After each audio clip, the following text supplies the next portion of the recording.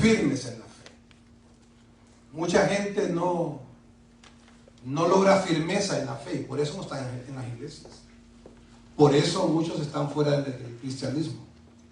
Por eso muchos abandonan la fe. Porque el cristianismo requiere estar firmes. Y quiero que me acompañe en 1 Corintios capítulo 15. 1 Corintios capítulo 15, verso 58.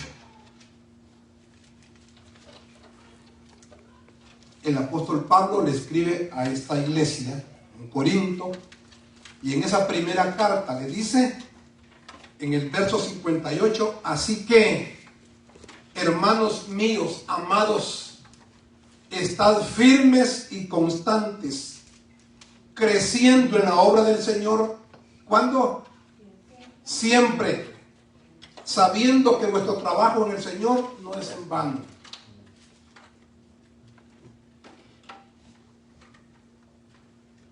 Me gusta cuando Pablo dice, hermanos, estad creciendo en la obra siempre. Usted y yo no podemos dejar de crecer en el cristianismo. El deseo de Dios es que nos volvamos creyentes que se afirman, creyentes que tienen consistencia y creyentes que avanzan en el crecimiento y en la madurez cristiana. Hay que crecer, hay que avanzar para que el día de mañana no solo las personas, sino Dios diga, yo veo a este hermano más crecido en el Señor. Yo veo a esta hermana con mayor madurez espiritual. Que nadie vaya a decir de nosotros el día de mañana, yo veo que esta persona es inmadura espiritualmente. Porque hemos venido y estamos en Dios para crecer. ¿Cuáles son algunos principios para estar firmes en la fe? Hay principios que nos ayudan a estar firmes.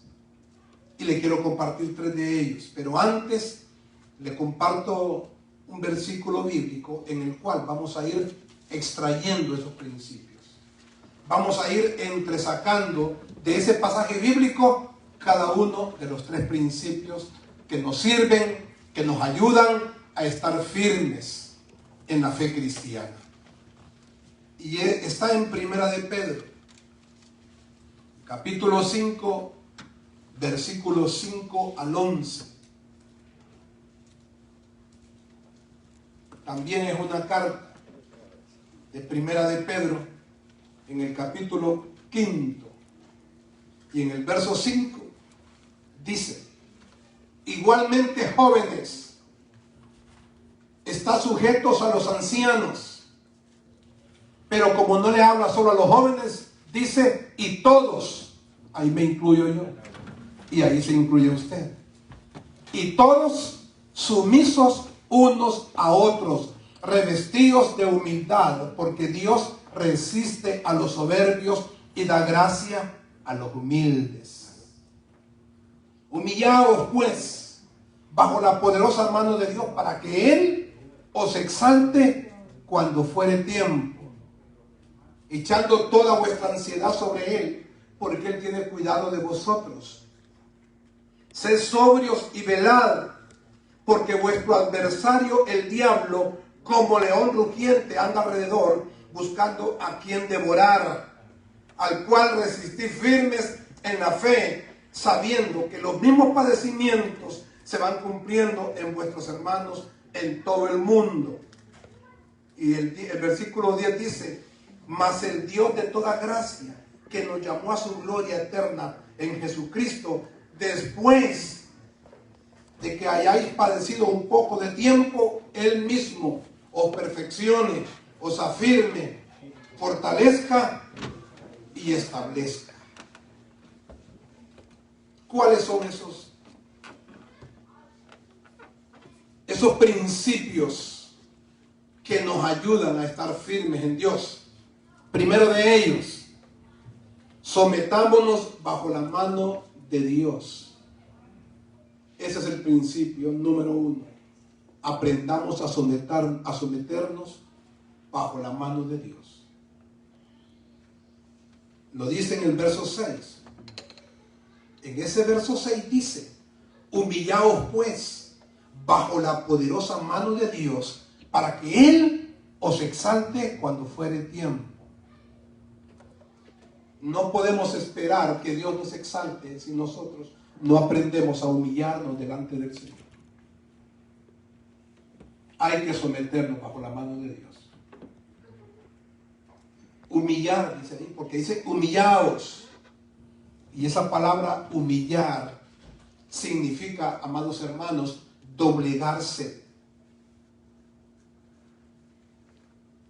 Aunque habrá gente que no se doblega ni siquiera delante de Dios. Pero usted y yo no somos de esos. Humillar significa doblegarse, postrarse, reducirse, empequeñecerse, hacernos pequeñitos delante de Dios.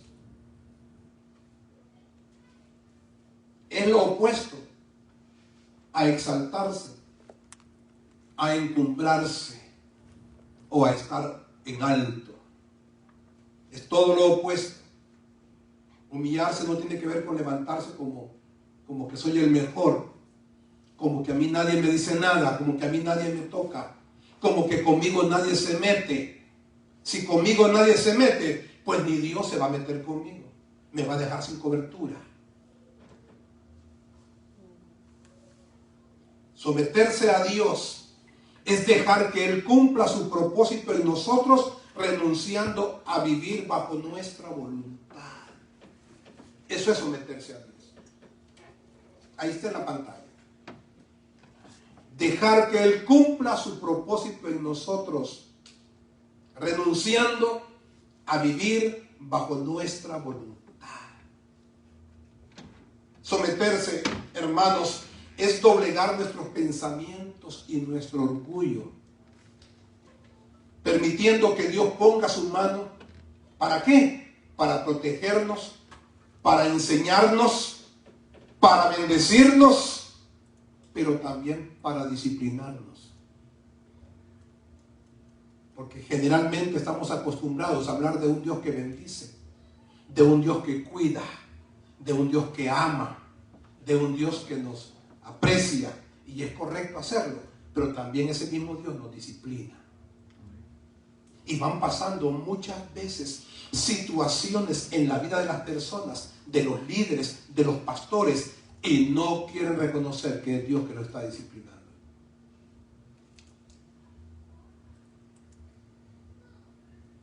Someterse es doblegar nuestros pensamientos y nuestro orgullo. Y eso no es fácil, porque es difícil renunciar a nuestros pensamientos equivocados, y es difícil renunciar al orgullo. De las cosas más difíciles en una persona es renunciar al orgullo. La gente se muere con el orgullo.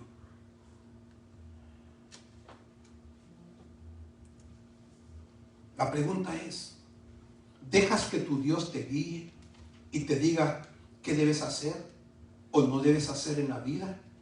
¿Permites el gobierno de Dios o caminas por la vida bajo el gobierno de tus propios pensamientos engañosos? ¿Cómo vivimos? Porque sí, somos hermanos, adoramos a Dios, nos conectamos el miércoles con un grupo de crecimiento, podemos conectarnos un viernes con una intercesión, pero la pregunta no es esa. La pregunta es: ¿cómo vivimos en lo personal? ¿Cómo vivimos nuestra vida privada? ¿La vivimos reconociendo que hay Dios en nuestra vida, que nos gobierna, que nos manda? ¿O vivimos a nuestra propia manera? Porque una cosa es ser un creyente que reconoce el señorío de Cristo todos los días sobre su vida, mañana, tarde y noche. En todo lo que hace reconoce que hay un Dios que le manda. Otra cosa es vivir sin Dios de lunes a viernes y solo a tenerlo el sábado en la reunión. Eso no es cristianismo, eso es religión. Necesitamos anhelar en nuestro corazón una dependencia de Dios. ¿Sabe dónde está el secreto de una vida victoriosa? ¿Sabe dónde está el secreto de una persona que no fracasa? De una persona que le va bien. Que aprenda a tener dependencia de Dios. Depender de Dios. No depender de la gente. Si usted depende del criterio de la gente, usted se vuelve loco. Usted se vuelve loca y usted no va a quedar bien con nadie. No depender de una empresa, de una compañía, de un gobierno, de un político.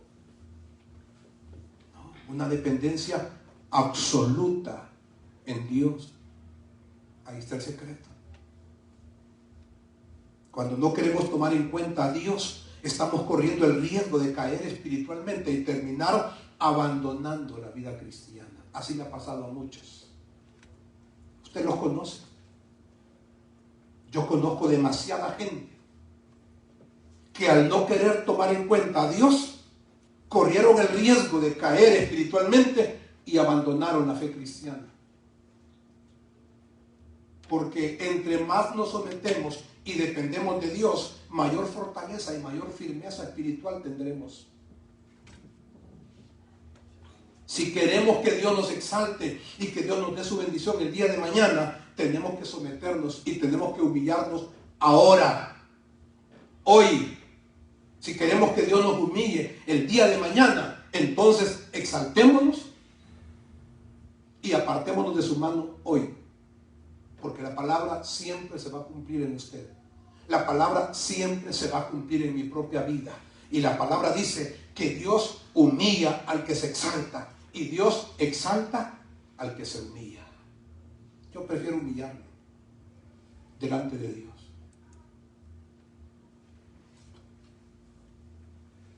El segundo principio: desarrollemos la sujeción al cuerpo de Cristo. Entonces, para estar firmes en la fe, no solo es un asunto de Manuel y Dios, también es un asunto de Manuel con el cuerpo de Cristo, con ustedes, con la iglesia. Para estar firmes en la fe, no solo es un asunto de usted con su Dios, también es usted con el hermano. Y hablando del hermano, hay que desarrollar la sujeción al cuerpo de Cristo. Pastor, ¿y de eso dónde está? En el versículo 5. En el verso 5 de la escritura que leímos, dice: igualmente, jóvenes, estad sujetos a los ancianos y todos sumisos unos a otros. Y todos sumisos unos a otros. Eso significa desarrollar sujeción en medio del cuerpo de Cristo. Desarrollar sujeción en la iglesia. No se trata que como pastor yo me someto a Dios, pero no me someto a los demás. Como pastor yo permito que la mano de Dios sea sobre mi vida, pero la mano de mi autoridad espiritual no puede estar sobre mi vida. No se vale. Claro que tengo que permitir la mano de mi autoridad también. El verso 5 así lo dice. Los creyentes aislados del cuerpo de Cristo, los creyentes al estilo llanero solitario, los que viven como agentes libres, son candidatos a terminar fuera de la fe cristiana. La persona que se aparta del cuerpo de Cristo, la persona que se va separando del cuerpo de Cristo, es candidata número 1 para abandonar la fe. Y usted se sorprende el día de mañana. Yo no me sorprendo. Yo no me sorprendo. Porque yo sé que la persona que se va alejando, la persona que se va apartando del cuerpo de Cristo, termina fuera.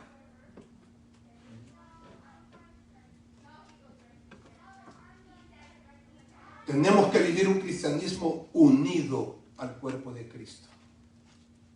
La unidad y la sujeción entre los miembros de la iglesia traen protección y garantizan el buen caminar en la obra de Dios.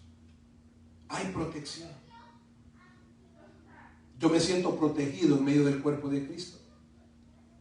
Pero me sentiría desprotegido si yo ando como llanero solitario. Y dígame que yo he conocido muchos líderes, llaneros solitarios, muchos miembros estilo llanero solitario y muchos pastores como llaneros solitarios también. Y el resultado siempre es el mismo, terminan mal.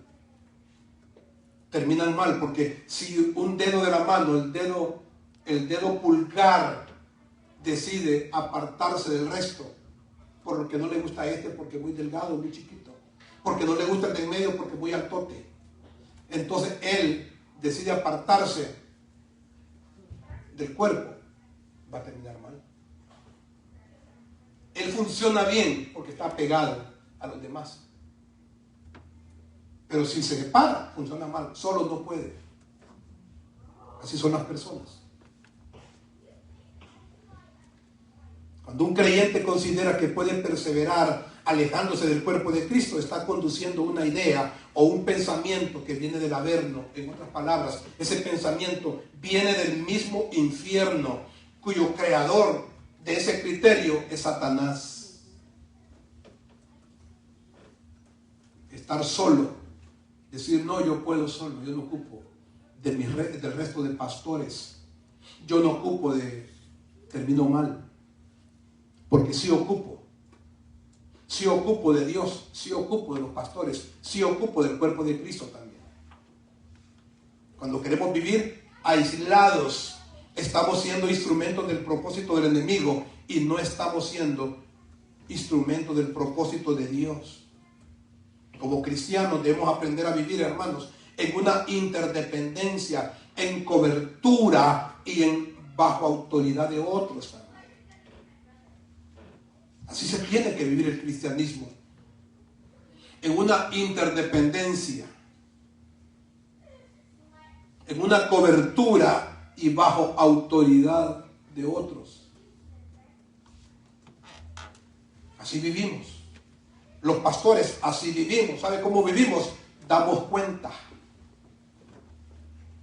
Damos cuenta de nosotros. Damos cuenta de nuestra familia. ¿Sabe cuál es el primer punto? Cuando vamos a una reunión de pastores, nosotros, el primer punto es Manuel Rico y el segundo punto, su familia. Y tengo que hablar de lo mío. Tengo que hablar de mi familia. ¿Cómo están mis hijos? ¿Cómo está mi esposa? ¿Cómo están las cosas? ¿Qué situaciones importantes están pasando en mi hogar, en mi familia? ¿Y sabe qué es eso? Cobertura, protección, apoyo. Porque tengo un lugar, tengo un espacio, tengo donde yo puedo expresar y abrir mi corazón sobre lo que yo estoy viviendo. Y encuentro en el resto de pastores amistad, apoyo, consejo. Y eso me bendice. Eso me bendice porque nos damos cuenta que no solamente es importante la iglesia, no solamente son importantes los programas y las finanzas, son importantes las vidas de las personas también. Eso para mí no es una amenaza, es una seguridad, es una tranquilidad, es un apoyo el que yo tengo. El problema es cuando hay gente en la iglesia que se siente amenazada. Usted no quiere que nadie se meta con ella. Y hablo de iglesia en general, la iglesia de Cristo.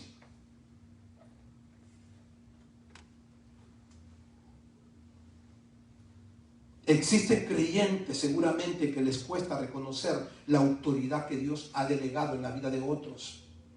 No entendemos que Dios ha puesto una investidura espiritual en el liderazgo y en los pastores y que eso es precisamente lo que se tiene que respetar y lo que se tiene que honrar.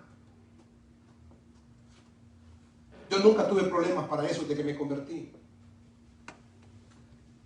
Yo nunca tuve problemas para ir en mi vehículo y mirar a un muchachito de 10 años con un chaleco anaranjado y yo iba para otra ciudad y me dice alto porque están haciendo algún trabajo en la carretera y yo me detengo inmediatamente. ¿Y sabe qué hago yo? Me someto en un 100% a la dirección que ese niño de 10 años me está dando. Pero habrán otros rebeldes que van con el carro y no quieren hacerle caso al niño. Ese niño es una autoridad. No importa que solo tiene 10 años, no importa que esté en segundo grado, tercer grado y nosotros somos universitarios. No importa cuánta sabiduría tengamos. Y eres apenas un niño de 9 años, pero tiene un chaleco anaranjado que significa autoridad. Está investido. Así nos pasa en la iglesia. Hay una investidura espiritual en la persona que está en la puerta dando una bienvenida, o el que está atendiendo a los niños, o el que está dirigiendo algo. Cualquiera que esté haciendo algo es una autoridad. Y yo lo voy a honrar al 100%.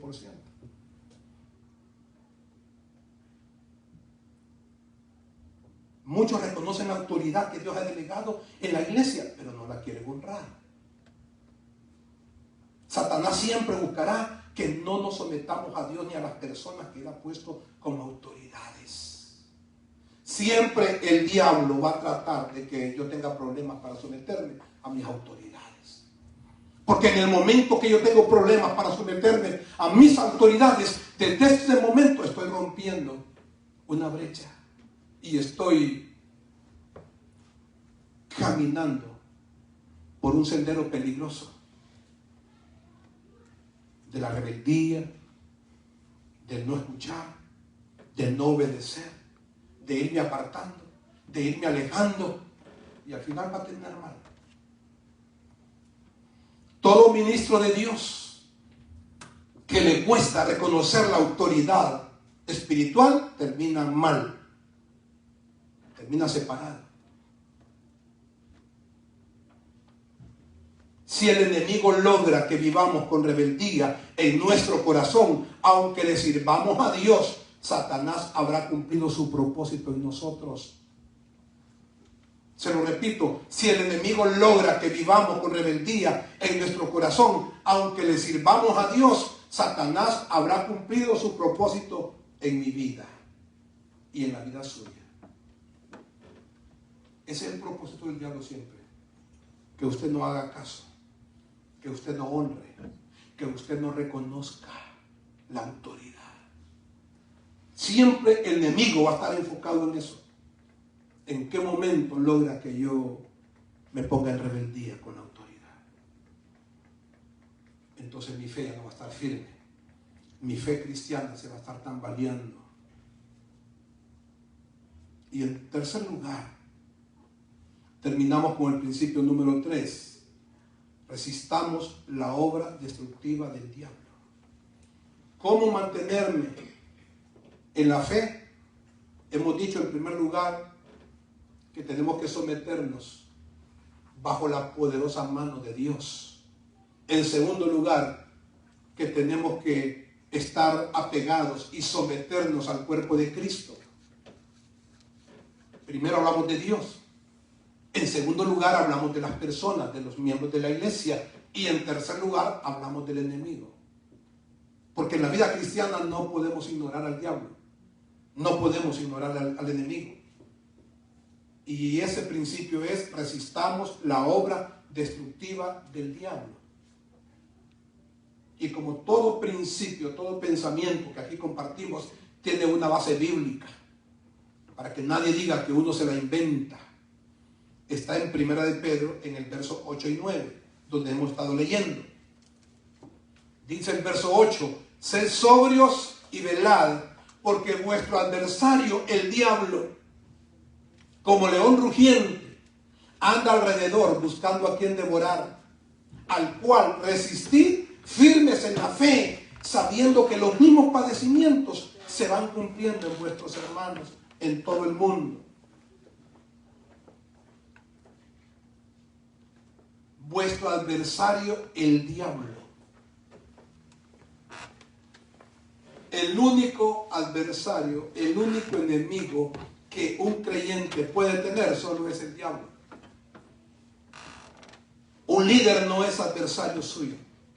Un maestro discipulado no es adversario de nadie. Un maestro de niños no es adversario de nadie. Un director no es adversario de nadie. Un pastor no es adversario de nadie. Y hablando de personas, tampoco son nuestros adversarios. Ni los vecinos, ni la familia, ni los compañeros del trabajo. No podemos tener adversarios. No podemos tener enemigos. Las personas de carne y hueso no pueden ser enemigas nuestras. El único enemigo en nuestra vida tiene que ser el diablo. Punto. Aquí lo dice: sed sobrios y velad, porque vuestro adversario, el diablo, anda buscando a quien devorar. Y hay que resistirlos en la fe, sabiendo que los mismos padecimientos se van cumpliendo en los demás hermanos. En el libro de Crónicas, la palabra afirma, hermanos, y dice: pero Satanás se levantó contra Israel e incitó a David a que hiciese censo en Israel. David cometió un pecado grave ante los ojos de Dios, que para usted no es nada. Para mí, aparentemente no pareciera muy grave. ¿Sabe qué hizo el rey David? Era el rey de Israel y solamente hizo un censo. Solamente ordenó que se averiguara cuántos habitantes había. Solamente hizo un censo. Y por hacer un censo, la escritura dice que ese día murieron 70,000 personas en Israel. Por el pecado de un hombre de Dios, David, mueren 70,000 inocentes. Así dice la Biblia: Dios mató 70,000 personas. Porque David hizo algo que Dios no le había dicho que hiciera. David estaba presto para una guerra, entonces David quería saber con qué contaba. Y mandó a hacer el censo. ¿Por qué? Porque estaba confiando en el hombre. Según los hombres que él tuviese para la guerra, así voy a ganar. Y eso a Dios no le gustó. Porque no podemos depender de los hombres, dependemos de Dios. Y Dios dijo: este hombre no está confiando en mí, está confiando en el hombre. La palabra dice: maldito el hombre que confía en el hombre. Y Dios hizo que murieran 70,000 personas en un solo día. Pero ahora vayámonos más adelante. Quiere decir que fue en cualquier momento, fue en un momento así nomás que David dijo, bueno, con su pensamiento dijo: voy a censar al pueblo. No, fue algo espiritual. Dice en el libro de Crónicas: Satanás se levantó contra Israel e incitó a David a que hiciese censo en Israel. Satanás puso el pensamiento en David de que censara al pueblo. Así mismo pasa con nosotros. A veces no son pensamientos nuestros. No es que tengamos maldad en el corazón, es que le permitimos al diablo poner pensamientos en nosotros. Le permitimos al diablo que nuestro corazón se contamine. Le permitimos al diablo que nuestro corazón nos engañe. Le permitimos al diablo que el corazón se endurezca. Parte del trabajo de Satanás es incitar el corazón de los cristianos. Él tentó a Eva, tentó a Adán, a Jesús, a Lot, a Sansón, a David, a Judas Iscariote, y yo le puedo sacar 40 nombres más. Satanás nos va a mostrar el pecado de una manera agradable, atractiva y codiciable, con el único propósito de tentarnos y hacernos caer. Satanás puede usar cosas materiales como el dinero. ¿Acaso no dice la Biblia que Acán vio un manto babilónico, 200 ciclos de plata y un lingote de oro? Y dice la Biblia, lo codició y lo agarró y lo fue a esconder hasta que vino el trato de Dios con él. Satanás, usando el dinero. Satanás puede usar el atractivo de un hombre o de una mujer para engañar. Dice la Escritura que Salomón amó, además de la hija de Faraón, a otras mujeres. Y dice la Biblia que cuando Salomón era viejo, sus mujeres inclinaron su corazón tras dioses ajenos, y su corazón no era perfecto para con Jehová su Dios, como el corazón de su padre David. David tuvo un corazón perfecto con Dios, Salomón no. Las mujeres hicieron que su corazón se inclinara a los dioses paganos. Satanás puede usar la ambición también. Jacobo y Juan se le acercan a Jesús y le dicen: Maestro, queríamos que nos hagas lo que pidiéramos. Concédenos que en tu gloria nos sentemos el uno a la derecha y el otro a tu izquierda. Ambición. El deseo de tener poder. El deseo de tener influencia. Tenemos que aprender entonces a resistir al enemigo para no ceder a sus artimañas y a sus trampas.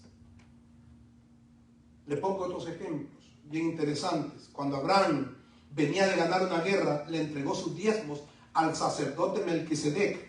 Y Melquisedec le dijo a Abraham que tomara los bienes. Toma mis bienes, le dice. Pero Abraham le dijo, desde un hilo hasta una correa de calzado, nada tomaré de lo que es tuyo, para que no digas, yo enriquecí a Abraham. Qué integridad la de Abraham. Ni un hilo, ni el pedazo de un cordón de zapato voy a tomar de lo tuyo, para que el día de mañana no digas que tú me bendijiste, que tú me enriqueciste, que tú me diste a mí. Tengamos cuidado con esas cosas. El profeta Eliseo rehusó recibir pago por una sanidad hecha por Dios. Cuando le pidieron que tomara dinero, Eliseo dijo, vive Jehová, en cuya presencia estoy, que no lo aceptaré. Aún, y cuando las demás personas lo incitaron a que tomara alguna cosa, él no quiso tomar nada. ¿Por qué?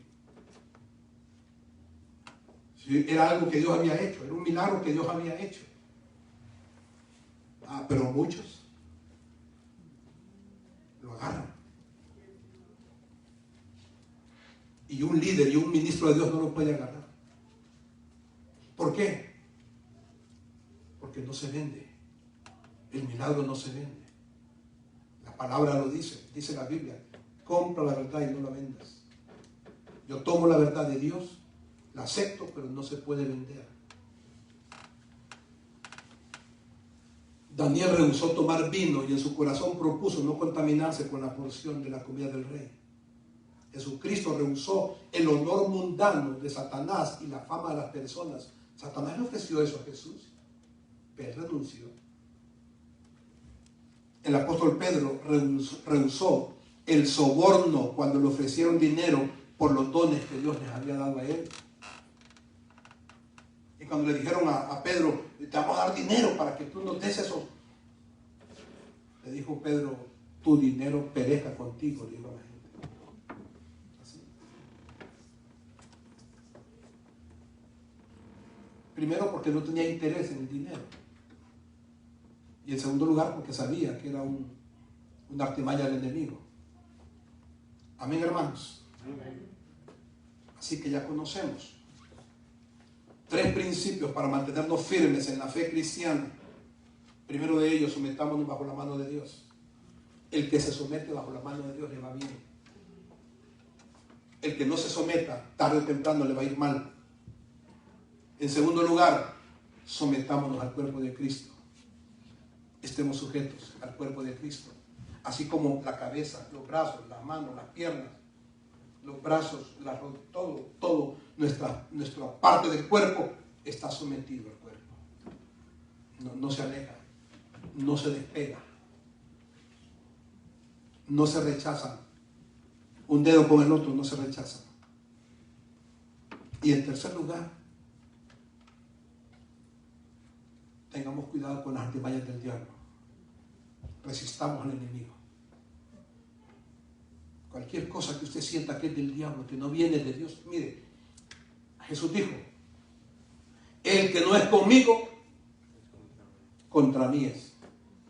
Lo que no es de Dios, es del diablo, y punto. No le ande buscando otra cosa. Lo que no es de Dios, es del diablo. El orgullo no es de Dios, ¿de quién es entonces? Es del diablo. La división no es de Dios, ¿de quién es? Es del diablo. La mentira no es de Dios, es del diablo. Así, no es que usted sea legalista. Es que las cosas o son espirituales o son carnales. No hay término medio.